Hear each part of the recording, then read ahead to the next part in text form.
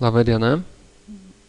Ketvirtoji C++ programavimo kalbos pamoka ir šiandien šitoje pamokoje bandysim apžvelgti matematinius veiksmus. Pagrindinius matematinius veiksmus tai yra sudėti, atimti, dalybą, daugybą. Ir dar, ko gero, bandysim pasižiūrėti sveikųjų skaičių dalybą bei liekanos radimą. Tai tokie 6 veiksmai, iš tikrųjų realiai 5, bet apžvelgsim juos visus. Ir praeitą pamoką mokinomės apie kintamuosius, tai šiandien būtent su jais ir darbuosimės. Ir vėlgi priminsiu, kad šiandien matematiniai veiksmai plus minus daugybą dalybą ir liekanos radimui naudosim procento ženklą. Aišku, čia nelabai panašu į procento ženklą, bet visgi jis čia iš tikrųjų ir yra. Taigi, bandysim tą progą išspręsti vieną nedidelį uždavinuką, tarkim, apskaičiuosim kažkokį tai plotą, kambario plotą, tarkim, ar ne, ir iškart žinant, kad kambario plotą skaičiuosim turint kažkokius duomenis, tai yra, ko gero, ploti kambario ir ilgį, mes galim nesunkiai aprašyti kintamuosius, tai yra sveikieji skaičiai, kad būtų pradžioje lengviau, ir jų pavadinimai, kintamųjų pavadinimai, tai plotas, kurį bandysim surasti, toliau ilgis ir plotis, tai duomenys, kuriuos mes naudosim skaičiavimui. Vėlgi praeitą pamoką mes ir žiūrėjome tokią eilutę kaip komanda, tiksliau cin, ar ne, kuri leido įvesti mums kažkokią reikšmę ir priskirti kintamajam. Tai taip ir padarykim.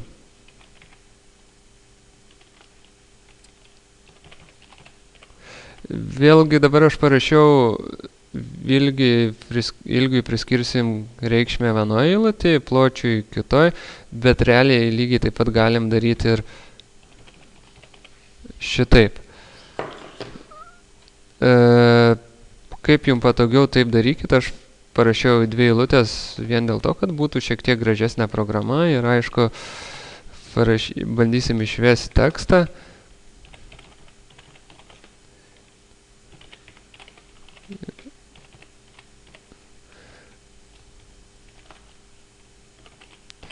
Taigi, tvarkingesnė programa bus, lengviau suprast ir siūlau visą laiką jums lygiai taip pat daryti.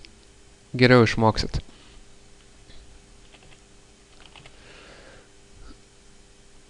Tai pakol kas mes turim kintamuosius. Šitas eilutės leis kintamiesiam priskirti reikšmes, o sekantis žingsnis tai yra pats skaičiavimas. Na, čia lygiai tas pats, kas matematikos pamokoje, nieko naujo, parašom, ką norim apskaičiuoti ir po lygybės parašom būtent patį skaičiavimo veiksmą.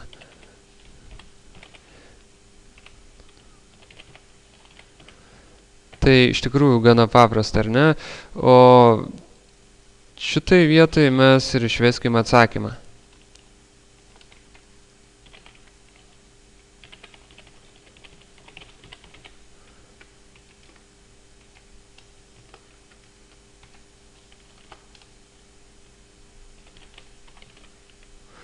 Tad pasirašėm programą, kurios metu įvesim 2 kintamuosius, tai yra kambario ilgį, kambario plotį, tada jų dėka apskaičiuosim plotą ir mums išves atsakymą. Pabandykim paleisti programą ir kaip tik prašo mums įvesti kambario ilgį, kambario plotį ir atsakymas bus 250.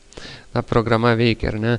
Tarkim, jeigu norėtumėt kažką kitą skaičiuoti, vėl kintamuosius visą laiką patartina vadinti logiškais vardais, tai kad atspindėtų tą, ką jie saugo, kokius duomenis saugo. Tai pagal programą ir pasirašytumėt kitus veiksmus. Vėlgi, jeigu vietoj daugybos parašysit sudėti, pliuso ženklą, tai jums tuos skaičius sudės, pavyzdžiui, 5 sudės su 10. Atsakymas turėtų būti 15, ar ne? Aišku, pagal užduoties sąlygą mums pliusas netinka, bet esmė labai paprasta, kad kokį veiksmą parašysim, tą ir atliks. Sekantis žingsnis, ką reiktų žinoti, kad kaip ir matematikoje, taip ir čia mes galim naudoti skliaustelius tam, kad sukeistumėm, tarkim, veiksmų eiliškumą, ar ne? Ir šiuo atveju be skliaustelių padaugintų plotį iš 2, paskui tik pridėtų ilgį, o jeigu mes norim, kad pirmas sudėtų šitos skaičius ir paskui tik padaugintume, naudojam skliaustelius.